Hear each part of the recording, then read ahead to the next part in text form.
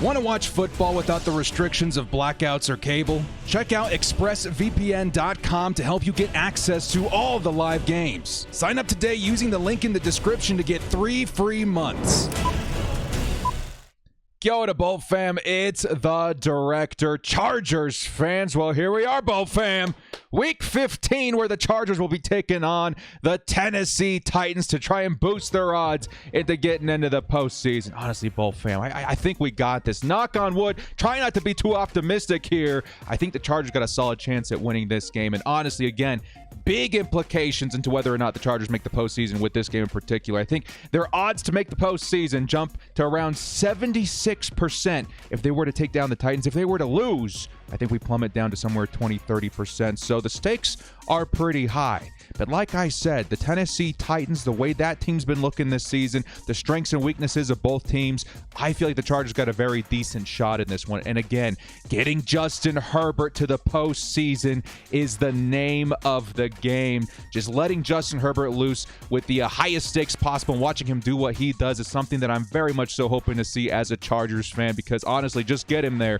Justin Herbert will do the rest. So let's get into this one, Bolt fan. Before we do, couple of announcements. I don't know about you guys, but I'm going into this week pretty confident, knowing at least a little bit about what's going to happen with the Chargers and Titans. So I have put down some nice picks here. This one, Justin Herbert, Keenan Allen, Derrick Henry, Gerald Everett. If you guys want to get in on the action, use code DIRECTOR to match your first deposit up to $100. And honestly, I might go in with multiple entries on this one because I have a pretty good idea of what's going to happen. Also, we do have a giveaway going on right now. 3, as a matter of fact. The first one, courtesy of our sponsor, Underdog Fantasy, is going to come in via Twitter. All you got to do is hit up the link in the description to this tweet, follow these instructions, retweet, follow, and comment. You'll be entered for this Keenan Allen jersey. We're also giving away a Justin Herbert jersey, courtesy of yours truly, to one of my subscribers. All you got to do to be entered for this one is hit up the link in the description, follow the instructions there, super simple, and make sure you are subscribed. Only subs can win.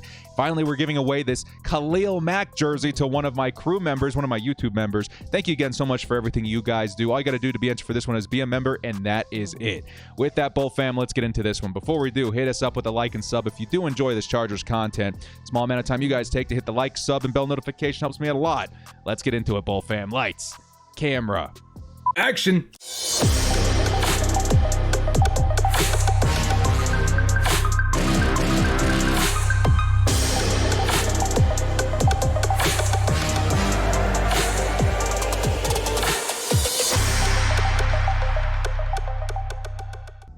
The Chargers versus Titans Week 15 game preview. And as we always do, we're going to start things off here with our injury report, get an idea, lay of the land as to who we're going to be seeing perform on Sunday. Now, there's quite a few in here, and I would say a little bit of bad news for Chargers fans on a couple of fronts. Also for Titans fans, we'll get into that segment here in just a second. First off, Bryce Callahan, questionable, might play on Sunday. Again, Jasir Taylor playing in lieu of him actually did a pretty good job of holding down the fort there. Derwin James, unfortunately, though, the highlight of this one, it's going to be doubtful for Sunday's game as well. And this is going to be a pretty big hit. Again, last week, the Chargers did a good job of supplementing other players to help Derwin James' absence out a little bit. But it's definitely one we were hoping to see at the top of this week, because there was a lot of optimism in his return very early here. Zion Johnson practicing in full. Sebastian Joseph Day may be back. That'd be a little bit of a boost in terms of our run defense. We're certainly going to need it this week. Trey Pipkin's been practicing in full. He might be able to come back again. That's another big boost to that pass protection for Justin Herbert. And then finally, Mike Williams, Jamari Sawyer should be good to go. Now, one of the bigger segments on this, again, we don't wish injury on anybody, but I do have to say the amount of Tennessee Titans that will be absent this game is going to make a significant impact on the result of this game. So let's get into the Tennessee Titans side of things here. Danico Autry out for this one of the better pass rushers on that squad. Trey Avery, defensive back, out. CJ Howard, wide receiver, out. Treylon Burks, their best wide receiver, out. Christian Fulton, maybe one of their best DBs, out. Dontrell Hillard, running back, out. Amani Hooker, out. Limited practices across the board for Ben Jones, Terrence Mitchell, and Jeffrey Simmons. We don't know their status as of this point. And then Ryan Tannehill, Robert Woods, practicing in full. They should be good to go, but a little bit banged up. That is a lot of red tape all over the injury report for the Titans. More specifically, I would say to their pass catchers and defensive backs, and that's going to make a significant impact and maybe trickling effect into how I view this game going down. So let's get into the nitty-gritty of it, Bull fam. Let's start here with our first segment, a Justin Herbert playground. Now, Justin Herbert in this situation is probably going to go bananas. That's why I'm going so aggressive on my underdog picks this week. Again, I might put in a couple additional slips just for this game because I absolutely think Justin Herbert can eclipse 300 passing yards in the environment that the Tennessee Titans are providing this week, especially since Justin Herbert, after putting up 360 yards last week versus the Miami Dolphins, I feel like he's walking into a dream situation right now. On top of missing a bunch of players as well, the Tennessee Titans are one of the worst passing defending teams in the league. Against Trevor Lawrence and Jalen Hurts the last couple of weeks, the Titans have allowed a staggering 759 combined yards over those last two games through the air. That is absurd. And as much as I think Trevor Lawrence, Jalen Hurts are amazing, they certainly are those playoff caliber quarterbacks. I don't think they're as known for their passing as Justin Herbert is. Jalen Hurts so much more on the ground, and then Trevor Lawrence still kind of ascending to that kind of play in the league. You look at a guy like Justin Herbert versus a defense in this sort of situation, I think he can really come to the result that Justin Herbert should have a very good day. Because if you're Justin Herbert and you're looking at what's unfolding right now, he's got two of his top pass catchers back on the field as well. You've got to be salivating from the mouth. This is going to be especially important as Justin Herbert's going to be asked to keep this team ahead on the scoreboard as long as possible as to try and limit the usage of Derrick Henry. This is big, man. You've also got to consider that the Titans will now be without Christian Fulton, Trey Avery, and Amani Hooker, some of their best DBs. I think Herbert could be in for one of his best passing games of the season. Maybe his first 400-yard passing game of his career. Kind of crazy to think with how many great games that Justin Herbert's had, how many records that he's been breaking through. He hasn't eclipsed 400 yards yet. I think he's got a shot to do it this weekend, man. So I'm going pretty heavy in on the Chargers and Underdog and other platforms just because I feel very confident in the situation Justin Herbert's walking into as well as his talent individually as a player. Now, the talent of Justin Herbert can only go so far, although he's been doing amazing despite missing most of his pass catchers all season. But this week and last week, he's got his two big guys back, man. Keenan Allen and Mike Williams are back. And not just back, but they're in form, man.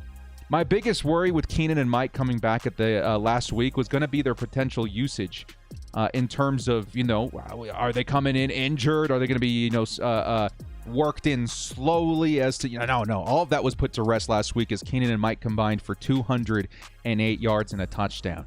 They went ham on that Dolphins secondary, which is actually a pretty good defense in the league. And they're performing like mid-season form superstars despite their time missed. Keenan surgically cutting up and downfield to create consistent opportunities for Justin Herbert and converting third downs. And then Mike Williams, dude. I know there was a couple of catches last week that just left my jaw on the floor. Mike Williams consistently bodying out defenders for spectacular catches. It's been nuts to see these guys come back. It's like they never left, and they look better than ever.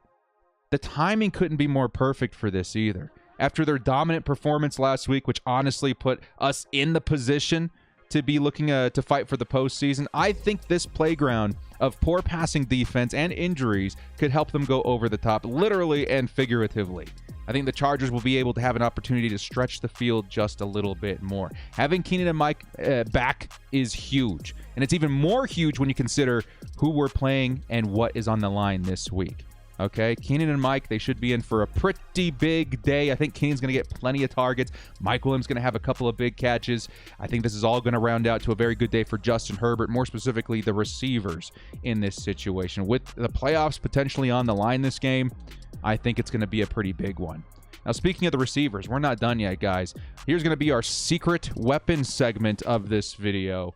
Again, we've talked about Gerald Everett a couple of times this year in matchups where the tight end is very much so favored, and I would say that we're back around to it now. The Titans have given up almost 900 yards to the tight end position this year.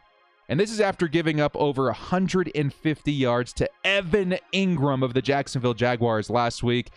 This is a nice position to feature this week if you're Joe Lombardi. Again, Joe, please don't disappoint us. You're given pretty much one of the best opportunities of the year to go out there and have a nice passing attack over the middle, over the top. Please try and stay away from... I wouldn't mind screen so much in terms of Gerald Everett, et cetera, but let's try and push that ball downfield. And the tight end position is going to be a nice one to feature. Now, Gerald Everett, he's been having a solid season so far, right? I think he's going to have a career year. Nothing crazy, but certainly solid. And this is kind of what we predicted at the top of the year when we did sign Gerald Everett. He's been very, very good. Certainly better than Evan Ingram, who went completely bananas versus this defense last week. But I think Gerald Everett is going to be one of those sneaky weapons that you can feature just a little bit more this week, seeing as the Titans are so poor at defending tight ends.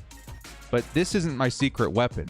I think he's going to be part of the equation. I do think he's going to get involved very much so. I do think he goes for over 40 yards and makes a big impact this game. But my secret weapon here is going to be Gerald Everett, or going to be Donald Parham. Man, Everett has had a couple of nice games this year. This may be his best ever. But the sneakiest part of the position group, however, is probably going to be Donald Parham. Now, Justin Herbert and Donald Parham, they have something that they don't have with Gerald Everett, that Gerald Everett doesn't have right now, and that's chemistry. Herbert has proven he's got solid chemistry with Chicken Parm, and I do think he's going to be used more than any of us realize.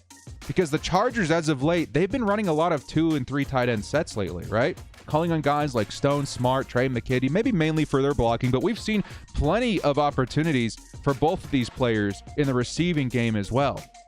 Now having Donald Parham back, I don't know if we have any official word on that, but as far as I'm hearing, he should be back this game. Having him back is going to be especially big for this matchup in particular. There is a chance that, Parham is slowly worked back in after his hamstring injury, but something tells me they got something special in store for him this week. Red zone opportunities, passing over the middle. He's a huge 6'8", 6'9" target with really nice speed. I feel like Donald Parham, it could end up being a difference maker this week. Even if it's only 3 or 4 receptions, I feel like they're going to make him count. So Donald Parham, kind of the secret weapon this week. Kind of keep him in the back of your brains. Look for number 89 out there on Sunday. Next up, the final pass catcher at the running back position. Now, I will say, when it comes to Austin Eckler as a whole this week, the Titans do possess a top 3 defense versus the run. They're especially tough to run on. I would say very similar to the San Francisco 49ers. It's really tough to run on these teams. And this could be problematic for the Chargers, who are going to try and establish some kind of rhythm on the ground. I don't think they're going to completely abandon it. And it could be problematic, especially for a guy like Austin Eckler. But the Titans also do have a nice weakness in that department too, right? A bottom 10 team in the league when it comes to defending running backs in the passing game. So those receiving backs, Austin Eckler, Christian McCaffrey, Alvin Kamara, these guys tend to do very good versus a defense like this. And Eckler, as of right now, currently leads all running backs in the NFL when it comes to reception yards, even more than Christian McCaffrey. I think missed a little bit of time, right? Even so, very, very impressive. So I don't expect that to slow down this week either. I think Austin Eckler is very much so going to be involved through the passing game. He's got to be one of the most consistent players at his position in the entire league when it comes to receptions. So yeah, sure, I don't think he's going to have a great day on the ground, but I can't rule out a huge day through the air either. I think either way he breaks 100 yards, maybe even puts up a score. There's going to be a lot of receiving yards this game. It depends on how Justin Herbert spreads it around a little bit, but I do think there's a couple guys you can count on. Keenan Allen, Austin Eckler, and I do think the tight end position, we'll say Gerald Everett at this point. I think those 3 guys are going to see plenty of targets this week. And of course, Mike Williams as well. Next segment here is called No Titans Air Support. Now, a big part to keep in mind in this game, too, is going to be the Titans' passing attack, which they can be good at times, but as far as a whole this season, not so great. The Titans possess a bottom 3 passing attack in the league, averaging around 170 yards per game. Now this week, like we mentioned at the top of the show with the injuries, they're going to be without Treylon Burks. They're once again going to have to lean on guys like, I think they have Robert Woods now, right? And then maybe their tight end, Austin Hooper. Those might be their 2 top pass-catching weapons on that offense. And you know what? They're going to be facing a defense that held Tua Tagovailoa to under 180 passing yards last week. And the Dolphins are considered one of the best passing offenses in the league. Ryan Tannehill, on the other hand, maybe not viewed as highly. Him and the Titans are going to try to pass as little as possible, as far as I'm concerned. And lucky for them, I will say they do have a player that they can feature to allow themselves to do that. This next segment called The Reign of King Henry. Now, this is going to be the biggest highlight for any Chargers fans in terms of, what we have to watch out for this week. We have circled this game on our calendars. We've been waiting for the matchup. Here it is, Derrick Henry versus the horrible running defense of the Los Angeles Chargers. Now, Derrick Henry is without a doubt one of the most intimidating running backs in all of football. The dude is massive, like 6'3", 240 pounds, an absolute specimen when it comes to the position. And he's proving again this season he may be one of the best in all of the sport of football, right? Already 1,200 yards this season. He's a monster. He's coming right back at it. I think he maybe even still has a shot at the rushing leader title if he can catch. I think it's Josh Jacobs who's the current holder right now. He's been going crazy this year. The Chargers, as you guys know, we have one of the very worst running defenses in the league. And again, yeah, that spells disaster. Chargers fans, I don't think any of us are disillusioned enough to think that Derrick Henry's going to go for under 100 rushing yards. This guy's going to have a monster day. But you know what? As bad as our rushing defense is, I think it's not impossible that we find a way to at least slow him down a little bit. Right? And when I say slow down Derrick Henry, I don't mean that we're going to shut him down to like 50 or less yards. I almost view that as impossible. What I say slow him down meaning is the Chargers have allowed like 200 yards on multiple days to multiple different running backs throughout the season. Slowing him down means, can we keep Derrick Henry contained to like 120, 130 yards this game? That would help us out quite a bit, which is kind of nuts to think, because I think the ceiling of Derrick Henry is over 200 yards this game legitimately. The way you slow him down is with our offense. Because the Titans, they do kind of have a tendency to move off the run a little bit when they fall behind, right? And when you're talking about, again, Derrick Henry's a special circumstance here. When you say, moving off of the run, it doesn't mean that, Derrick Henry's going to get, 7, 8, 9, carries this game. I don't think they'll ever allow that to happen. What it means is instead of seeing 28, 30 carries like sometimes that he sees, he may only see like 17, 18, 19 carries, which is something that would tremendously help out the Chargers this week. Against the Eagles, the Titans only handed the ball off 11 times to Derrick Henry because, again, they were falling quite behind against the Jalen Hurts-led passing attack that game, I do believe. 17 times he was handed the ball against the Jags as well as the Cincinnati Bengals as well because, again, falling behind. Both those teams, I would say all these teams having a better run defense than the Chargers, but at the same time, it's something to consider. Matter of fact, Henry's only eclipsed 100 yards once in his last 5 games because of this, in my opinion. I think the Chargers have a chance to limit Henry even a little bit just by staying ahead on the scoreboard. And this would force the Titans into a position that we as Chargers fans want to see them in. And that's with the game in Ryan Tannehill's hands. Even still, I think Henry's going to go for over 100 yards. But if the Bolts can limit him to in and around that stat line, I would say even under 150 yards, I think it'll be enough to force the Titans to turn to the passing attack a little bit more, which is only good news if you're a Chargers fan, okay? So Derrick Henry, he's going to bang us up pretty good this week, man. I'm not going to lie. But at the same time, if we can contain him to a monster game and not a ludicrously like NFL history stat line kind of game, I would feel pretty good about it, okay? Next up, I did want to touch a little bit on this situation too. Because a lot of Chargers fans, myself included, man, maybe I was leading the parade on this, okay? We're so excited to see Bosa and Derwin back. It's not happening this week. Doesn't seem like it, at least. And that's a big bummer, right? Bosa and Derwin, two of the biggest difference makers on this defense, and we sure as heck needed them in this big game. And it looks like we're just going to have to wait a little bit longer. Again, I was fully expecting both of them back this week. I think the situation in terms of understanding Derwin's injury changed a little bit. He was practicing a little bit this week, I think, in terms of stretching, stuff that we haven't seen in a couple of weeks. Joey Bosa, we still have no idea, but hopefully we see them back sooner than later. But there's guys that can step up like we saw last week, okay? It's not all, bad news because of what we saw last week versus the Dolphins. Now, a guy like Derwin James, his presence, his production, it cannot be replaced. But in his stead, we did see guys like Drew Tranquill and Kenneth Murray really step up to the challenge, right? These guys, the linebackers, without Derwin James, found a way to make an impact, and they had one of their best games of the season last week. Even Jasir Taylor, who plays a lot of slot for the Chargers, he was doing very well in Derwin James's stead. So I think there's a bit of a chance, a hope that we've seen proven last week that maybe one more week without Derwin we can survive. As for Joey Bosa, it'll be a lot of what we've seen this season so far, right? Maybe something clicked last week. You know, it's been very lackluster in terms of pass rush without Joey Bosa, but maybe last week we did see something in Kyle Van Noy and Morgan Fox. Those guys really stepped up versus the Dolphins. It'll be another week of survive mode, but I think the defense is capable of that because of what they proved to me last week. If anything, this game is going to be on the offense mainly to bring it home, right? Stay in front, stay in front, stay in front. So finally, to wrap up this video, let's take a look at the playoff watch. We're going to kind of keep an eye on this so long as the Chargers have a decent shot, any shot to make the postseason, okay? So the Chargers currently 7-6, right? Their main competitors to get into the postseason in those 6 and 7 seeds are going to be AFC East teams, outside of the Bills, who are definitely going to be ending that season as the number 1 team in the AFC East, right? The other guys we have to worry about are the New England Patriots, the Miami Dolphins, and the New York Jets, okay? Those are going to be the 3 main teams that we have to keep our eye on for a while. So this week in particular, I know it's going to seem strange, but there's other teams that we should be rooting for. The first one of which you guys are not going to like. I certainly do not like it, but it's happening, okay? This is just the reality of the situation. The 7-6 Patriots are going to be taking on the 5-8 Raiders, okay? This would be a huge game for the Chargers if the Raiders somehow pulled this one off. And this game's being played at Allegiant Stadium. Derek Carr, those guys.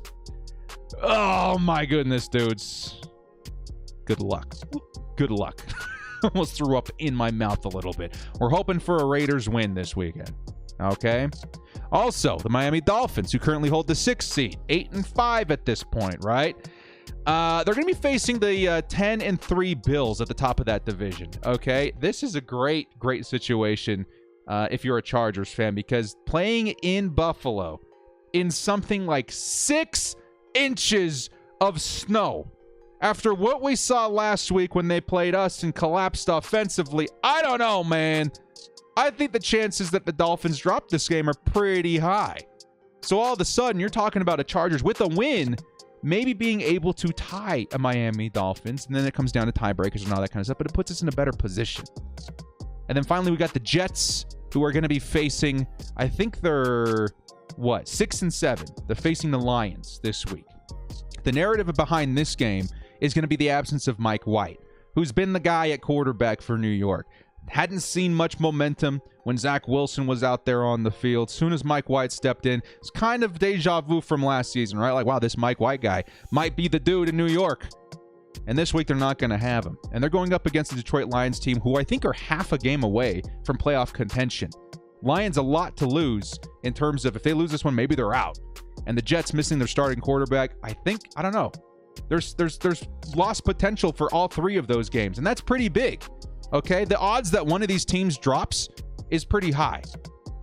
So are we really hoping for that? Yes, we are, because more than one of these teams losing is impactful. But in the end, I feel the Bolts' hope really lie in their own performance this week, because that situation's looking pretty good.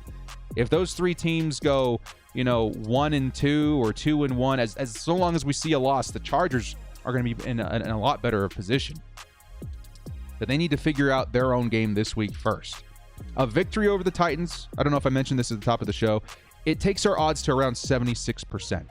If the Chargers can win this game, I do think they bump themselves into one of these late playoff seeds, but it bumps their overall odds to make the postseason to 76%. A loss plummets us to below 30%, as far as I'm reading. So really, our fate is in our own hands. So that's your playoff picture. To wrap this video up, here comes the score prediction. Let me know in the comment section what your guys' score prediction is. I'll give you 2 seconds. 1, 2. Here comes the director. My score prediction for Week 15, Chargers versus Tennessee Titans, is going to be Chargers 31, Titans 24. I do have the Chargers winning this one by more than 1 possession, which is probably one of the first times I've done that this season. My bottom line in this video, this is kind of a do-or-die situation for the Chargers.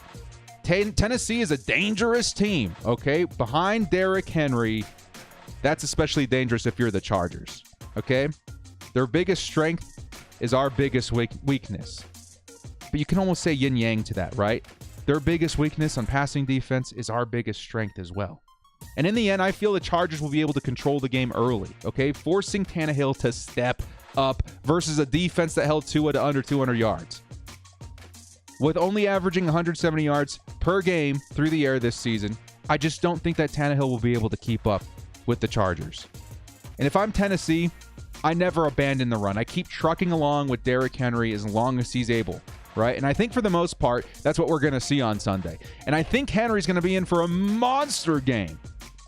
But even with a few hundred yards and a touchdown or two via Derrick Henry, I think the Chargers' passing attack is just going to be too quick for the Titans to chase. Eventually, they're going to need to hand the ball off to their quarterback to save the game, and I don't know if they'll be up to it. On the opposite side, the Chargers, their quarterback in Justin Herbert, coming off one of his best games of the year, versus a much better defense through the air, is going to be coming in hot with a lot on the line. I'll knock on wood saying this, but I do believe Herbert could see his first 400-yard game of his career behind the duo of Mike Williams and Keenan Allen finally back on the field with such a poor passing defense of the Tennessee Titans, and honestly, with a lot on the line. Justin Herbert, one of the best quarterbacks under pressure, literally and figuratively. This is it, Bull fam. The Chargers win this game, and our odds to make the postseason go sky high. And like I said last week, the name of the game, get Justin Herbert to the postseason. Because at that point, you hand it off to Justin Herbert and let him do the rest. Well, guys, thank you so much for joining me. This has been The Director. If you liked what you saw here, hit us up with a like and sub on your way out. Be sure to use code DIRECTOR when signing up for Underdog Fantasy to match your first deposit up to $100. I may go in on more slips this week. I feel pretty confident in what's going to happen this one. You guys let me know what you're rolling out there with. A couple different combinations that you can use even for this game in particular. Also, make sure you guys are signed up for all of the giveaways. It should be a good time. We're pulling the winner for these on the 24th. Well, again, guys, thank you so much for joining me. We'll see you next time. And as always, bolt up and stay frosty. Just slow down King Henry, okay? I'm not asking for 50 yards. I'm asking for less than 150, and I think we'll be okay.